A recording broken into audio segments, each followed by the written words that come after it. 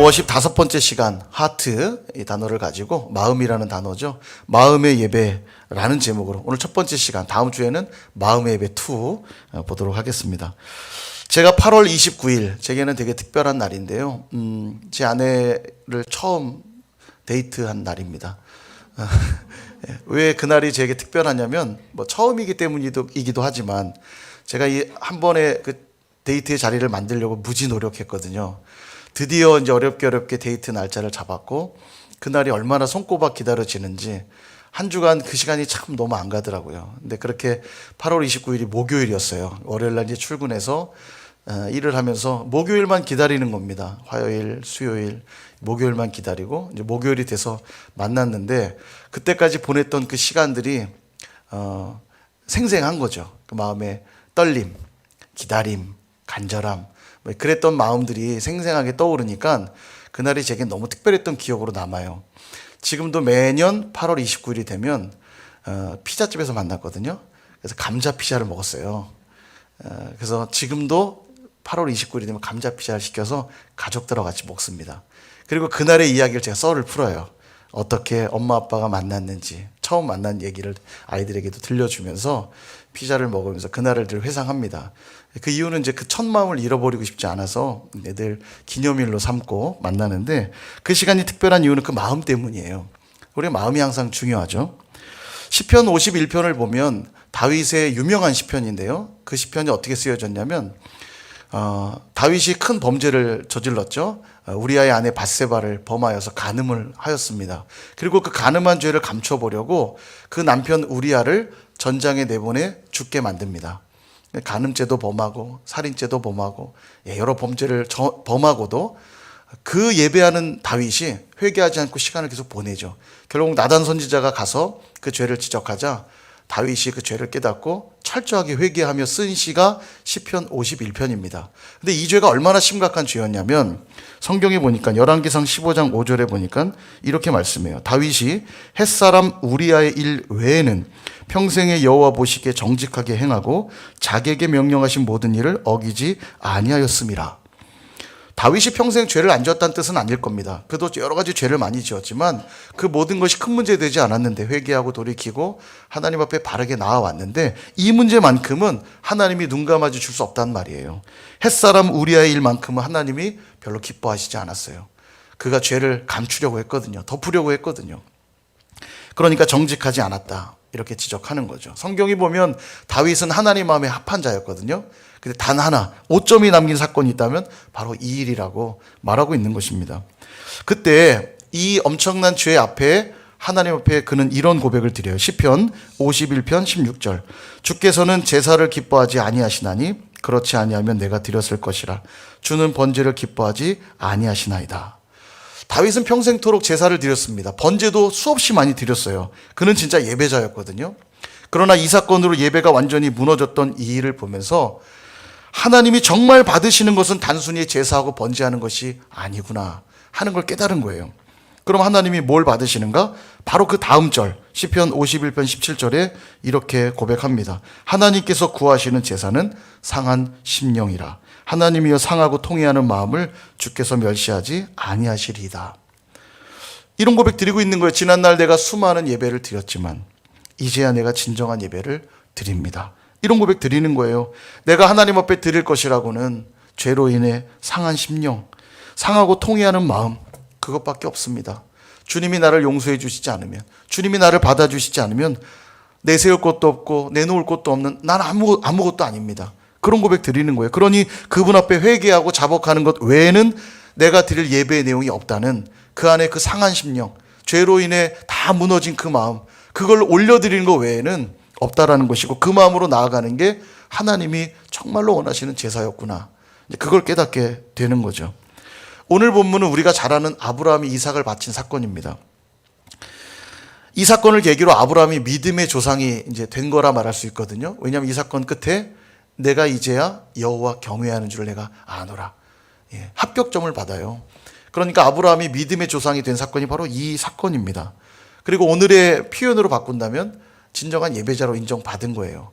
우리가 오늘 그의 이야기를 보면서 우리도 진정한 예배자로 나아갈 수 있기를 소망합니다. 하나님께서 아브라함을 처음 부르실 때, 맨 처음 소명하실 때, 부르실 때 두 가지 약속을 주세요. 하나는 땅에 대한 약속이었습니다. 네가 밟는 땅을 다 너에게 줄 것이다. 땅에 대한 약속을 주셨고요. 두 번째 주신 약속은 자손에 대한 약속이에요. 너로 큰 민족을 이루게 하겠다. 이런 약속을 주시거든요. 그래서 그의 이름도 아브람에서 열방의 아버지, 또 민족의 아버지라는 뜻의 아브라함으로 이름을 바꿔주시기도 해요.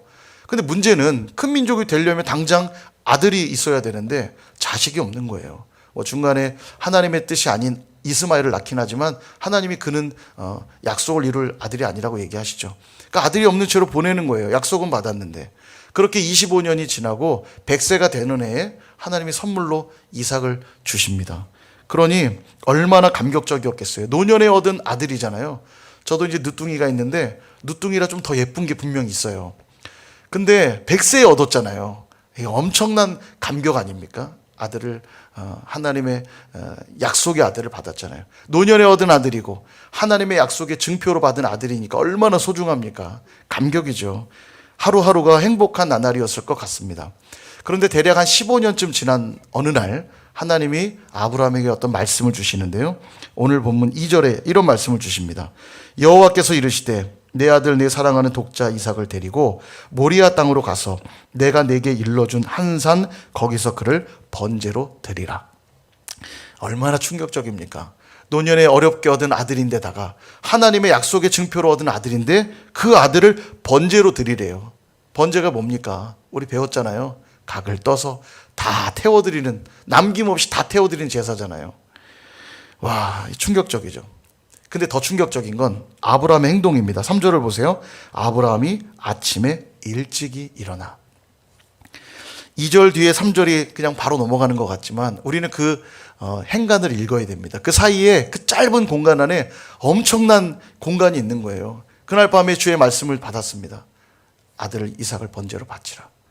예, 그리고 빨리 자고 내일 아침에 출발해야지 그랬겠습니까? 잠이 오겠어요? 이게 무슨 말인가? 하나님 음성이 맞나? 도대체 뭐지? 그날 밤 뜬 눈으로 지샜을 거 아니겠습니까? 하나님, 이삭은 하나님 주신 아들이잖아요. 약속의 증표로 주신 아들이잖아요. 그 아들을 바치라니요. 더군다나 하나님은 사람을 제물로 받으시는 분 아니시잖아요. 도대체 이 요구가 무슨 요구입니까? 얼마나 그 마음이 찢어졌겠어요. 우리도 비슷한 경험들이 있을 겁니다. 어떤 인생의 시험들, 문제들이 닥쳐올 때 하나님 어떻게 나한테 이러실 수 있습니까? 저 하나님 앞에 충성했잖아요. 근데 왜 제게 이런 일들이 있죠? 어떤 말씀 주실 때 정말 이 말씀 하나님 말씀 맞습니까? 하나님의 음성 맞나요?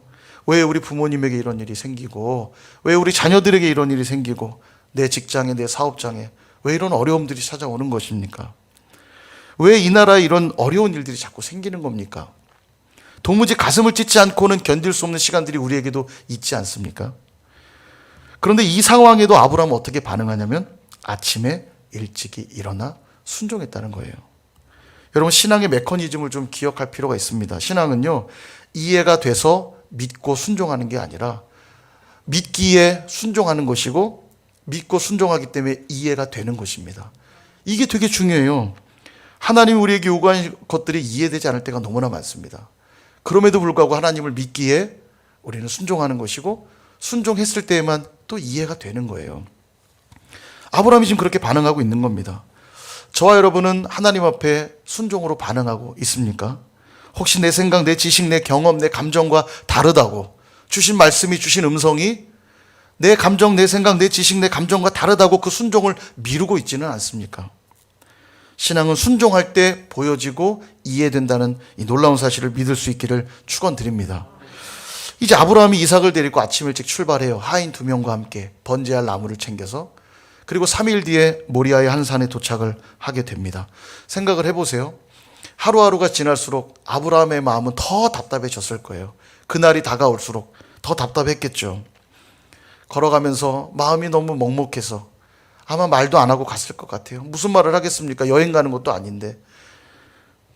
이삭에게 무슨 말을 하겠어요? 무슨 신나는 얘기를 하겠습니까? 그리고 그날 밤도, 그 다음날 밤도 잠이 왔겠어요? 하나님에 대한 믿음이 흔들리지는 않았을까요? 하나님 정말 하나님이 나와 함께 하시는 분인가? 하나님을 믿는다고 보내온 지난 시간들이 막 헛된 시간처럼 여겨지진 않았을까요? 이 3일의 시간이 참 답답했을 것 같아요. 그리고는 모리아의 그 산 앞에 도착을 합니다. 그리고 하인들에게 아브라함은 이런 말을 해요. 5절, 우리 5절 말씀을 같이 한번 읽어보겠습니다. 시작. 이에 아브라함이 종들에게 이르되 너희는 나귀와 함께 여기서 기다리라. 내가 아이와 함께 저기 가서 예배하고 우리가 너희에게로 돌아오리라 하고. 기절하고 펄쩍 뛸 노릇입니다. 지금 이 상황에서 아브라함 뭐라고 고백해요? 내가 가서 예배하고 오리라. 내가 가서 예배하고 오리라. 여러분 어떠십니까? 여러분들은 좀 힘들고 어려운 일 생기면 예배 막 안 드리지 않으세요? 저 당분간 교회 못 갈 것 같아요. 저 당분간 예배 못 드립니다. 예. 그러고 있지 않습니까, 우리가? 그러나 신자들은 이 아브라함처럼 반응하는 것이 신자들의 모습이에요. 그게 예배자의 삶입니다. 예배할 만하니까 예배하는 게 아니고 예배가 삶의 양식이고 예배가 존재의 양식이니까 예배하기 어려운 그때에도 우리는 예배를 드리는 거예요. 예배 드리기 어려우면 어려울수록 더 예배를 드리는 겁니다. 예배해야만 사니까, 예배해야만 소망이 있으니까.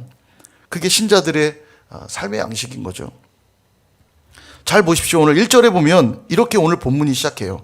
그 일 후에 하나님이 아브라함을 시험하시려고 그를 부르시되. 지금 이 사건이 시험이라고 말씀하고 있어요. 하나님이 시험으로 주고 계신 겁니다. 물론 아브라함은 모르죠. 시험으로 주신 걸 몰라요. 근데 이 시험의 상황 앞에 아브라함은 무엇으로 반응하고 있냐면 예배로 반응하고 있는 겁니다. 마치 어떤 선물을 줄 때 포장지에 싸서 주기 때문에 내용물이 보이지 않잖아요. 포장지가 전부인 것처럼 보여집니다. 그것처럼 우리 삶의 수많은 일들도 시험이라고 하는 포장지에 쌓여서 우리를 찾아옵니다. 그래서 내용물을 몰라요. 그리고 포장지만 보니까 이해되지 않아서 때론 답답합니다. 그러나 분명 그것은 나를 위한 선물이라는 믿음이 있을 때 그것을 받아들이는 거죠. 그것이 날 위해 주신 선물이라고 믿을 때 받아들이는 거죠. 그 행위가 뭐냐면 바로 그게 예배예요. 하나님 이해할 수 없지만, 내게 일어난 이 일들이 이해되지 않지만, 내게 닥치는 이런 상황들이 이해되지 않지만 하나님의 섭리 가운데 있음을 믿고 내게 가장 귀한 걸 주시려는 하나님의 은혜임을 믿고 내가 오늘도 예배로 나아갑니다. 고백하는 것이에요. 그리고 나중에 그 포장지를 벗기고 나면 그제서야 와, 이런 선물이었구나. 늘 우리는 그 과정을 통과할 땐 깨닫지 못하지만 그 시간이 지나고 나면 하나님의 놀라운 선물을 받아 누리게 되는 것입니다. 누구만 그 은혜를 누리겠어요? 예배하는 자들만 누리는 겁니다. 이해할 수 없는 그 상황에도 내게 주신 은혜의 시간임을 알고 예배의 자리로 나가는 자들에겐 그 포장지가 벗겨나고 나면 이게 선물이었구나, 하나님의 은혜였구나 고백하게 되는 것입니다. 그러니까 야고보서 1장 2절도 말씀하잖아요. 시험을 만나거든 온전히 기쁘게 여기라.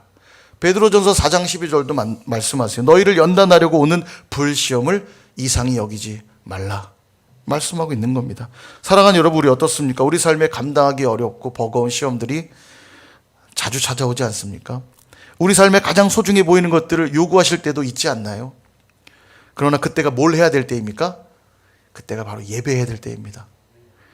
그래서 우리의 믿음을 증명하고 내가 하나님의 자녀임을 증명하고 내가 예배자임을 증명해야 되는 것이에요. 그래서 이제 아브라함은 이삭과 함께 산을 향해 올라갑니다. 이삭이 번제할 나무를 가득 짊어지고 올라가요. 아버지의 마음은 산을 향해 발걸음을 한 걸음 한 걸음 옮길 때마다 더 마음이 미어집니다. 점점 정상에 다다를수록 가슴이 답답했겠죠. 그런 아버지의 마음을 아는지 모르는지 이삭이 질문을 하나 해요. 불과 나무는 있는데 번제할 어린 양은 어디에 있습니까? 이 질문 받으면서 아버지의 마음이 얼마나 무너졌겠어요. 그 어린 양은 너다. 그 얘기를 어떻게 합니까, 아들한테? 그러니까 마음이 찢어져요. 알고 묻는지 모르고 묻는지. 그래서 아브라함이 이렇게 대답합니다. 하나님이 자기를 위하여 준비하시리라. 그렇게 대답을 해요. 참 독하죠, 아브라함도. 그런데 이 대답을 하면서 아브라함 마음이 더 찢어졌을 것 같아요. 왜냐하면 어려서부터 이삭은 아버지가 번제하는 장면을 많이 봤을 겁니다. 함께 번제를 드리기도 했을 거예요. 번제가 어떻게 드려지는지를 잘 알았던 이삭이 번제할 불과 나무를 준비해 가면서 양을 준비해 가지 않을 땐 그 산에 양이 있는지 없는지 어떻게 알아요? 좀 이상하다. 아버지가 오는 내내 말씀도 없으시고 뭔가 행동이 평소 같지도 않고 양도 준비하지 않았는데 하나님이 준비할 거라고 저렇게 얘기하시고, 이삭이 분명히 이상한 촉을 느꼈을 것 같아요. 아, 이거 뭔가 이상하다. 아버지가 이상하다. 그러니 아버지 왜 이러시냐고. 도망쳐주면 좋겠는데, 좀 눈치를 채고 도망쳐주면 핑계라도 될 텐데, 하나님 제 힘으로 어떻게 할 수가 없네요. 저 도망쳐버려갖고 아들이. 근데 온전히 순종해서 잘 따라옵니다. 더 마음이 찢어지죠. 그리고 하나님 명령하신 곳에 도착을 하게 됩니다. 제단을 쌓고 나무를 버려놓고 이제 그의 아들 이삭을 결박합니다. 근데 좀 이상하죠.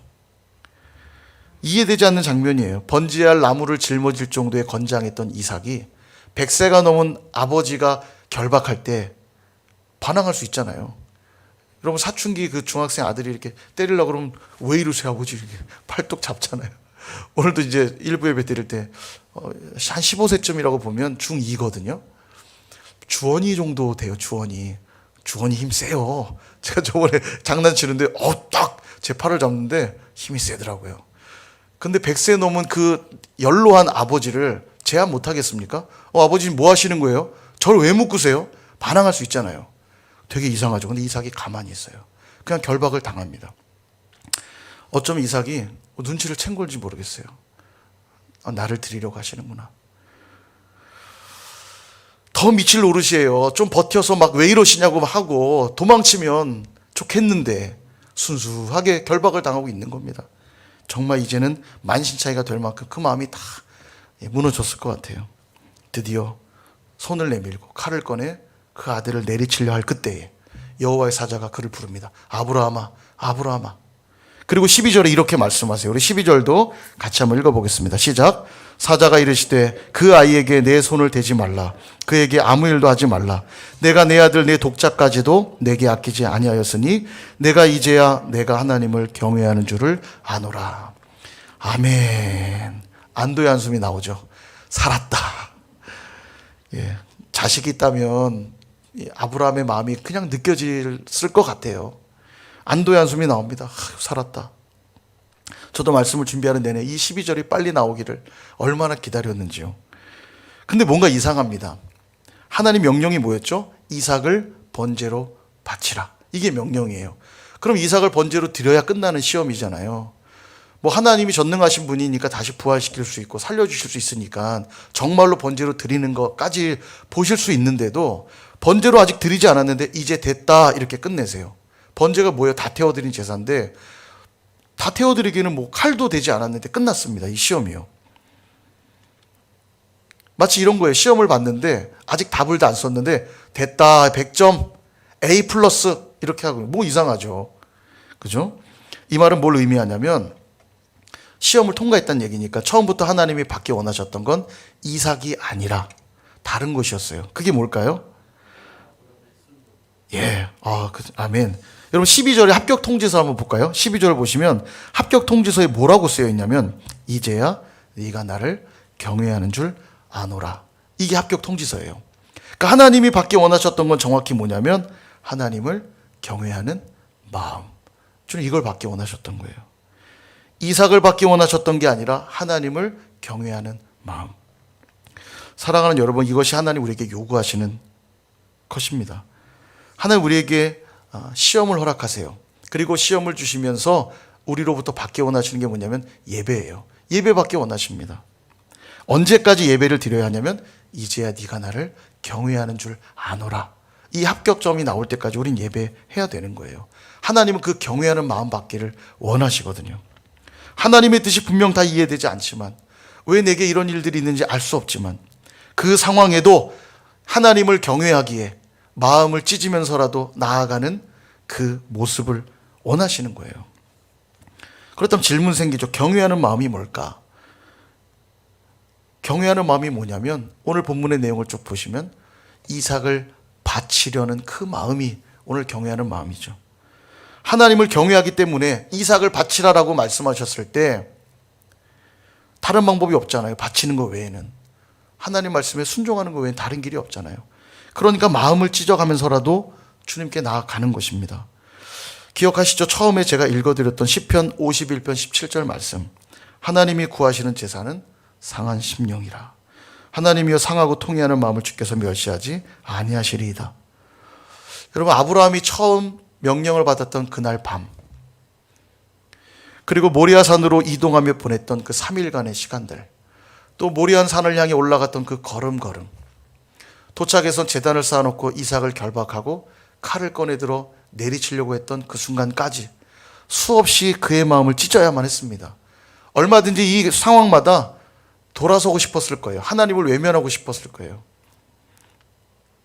그러나 그렇게 할 수밖에 없었음은, 그 밤에 아침에 일찍 일어날 수밖에 없었음은, 3일의 시간을 충실하게 모리아산으로 이동했을 수밖에 없음은, 모리아산에서 아들과 함께 산 정상으로 올라갈 수밖에 없었음은, 아들을 눕혀놓고 칼을 높이 쳐들 수밖에 없었음은 하나님을 경외했기 때문인 것이에요.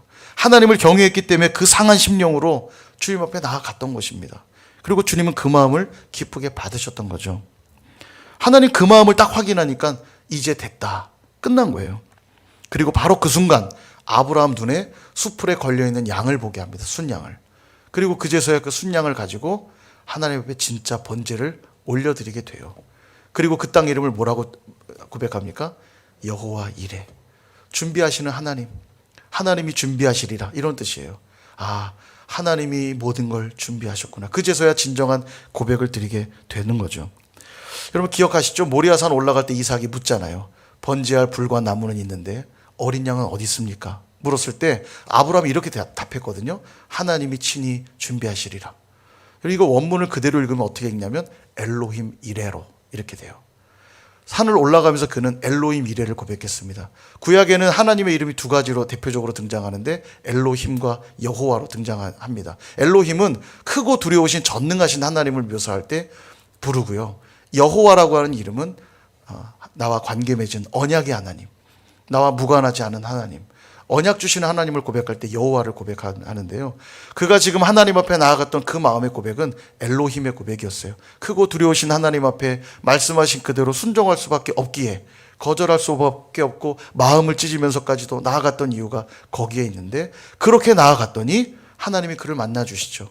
그리고 그제서야 진짜 예배를 드리며 아하, 우리 하나님 여호와 이레, 진짜 준비해서 예배하게 하시는 하나님이구나, 그 고백을 지금 드리고 있는 것입니다. 언약의 하나님이 준비하시는구나 고백하는 거죠.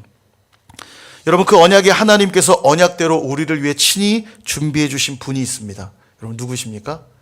예수 그리스도세요. 하나님이 우리에게 시험하시는 것 같은 상황에 두실 때가 있습니다. 그때마다 우리는 예배하기로 결정해야 돼요. 때론 이해되지 않을 것이고 동의되지 않을 때도 있을 겁니다.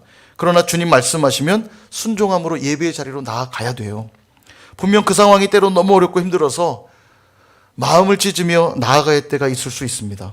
그러나 그 상한 심령을 하나님 멸시하지 않으시는 거죠.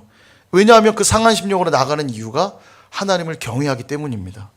주님 그 마음 받으시는 거예요. 주님께 나아가는 길 외에는 내가 할 수 있는 것이 아무것도 없기 때문에, 주님을 의지하는 것 외에는 내가 할 수 있는 게 아무것도 없기 때문에 그 마음을 들고 그대로 나아가는 겁니다. 그리고 주님은 그 마음을 기뻐 받으시는 거죠. 그리고 그렇게 나온 자들의 눈을 들어 무엇을 보게 하시냐면 십자가에 걸려있는 예수 그리스도, 하나님의 어린 양이신 그리스도를 보게 하시는 거예요. 그리고 그제서야 진짜 예배로 나아가게 하는 겁니다. 엘로힘 이레의 고백을 여호와 이레의 고백으로 바꿔놓으시는 거예요. 그러므로 여러분 항상 예배하실 수 있기를 축복합니다. 하나님을 경외한다면 마땅히 예배하셔야 합니다. 어렵고 힘드시다고요? 하나님이 이해되시지 않는다고요? 그러면 더더욱 예배하십시오. 그 힘들고 어려운 마음을 그대로 가지고 그 마음을 찢으며 하나님을 예배하시길 바랍니다. 그 마음이야말로 하나님을 경외하는 마음이고 하나님이 구하시는 마음이라는 거예요. 그리고 그렇게 경외하는 마음으로 예배하는 자들을 하나님은 결코 외면하지 않고 거절하지 않으시고 만나주시며 우리의 인생의 정답이 되시는 예수 그리스도를 보게 하신다는 사실입니다. 저 여러분 모두가 이번 한 주도 마음을 올려드리는 예배를 통해 여호와 이레를 경험하실 수 있기를 주님의 이름으로 축원드립니다.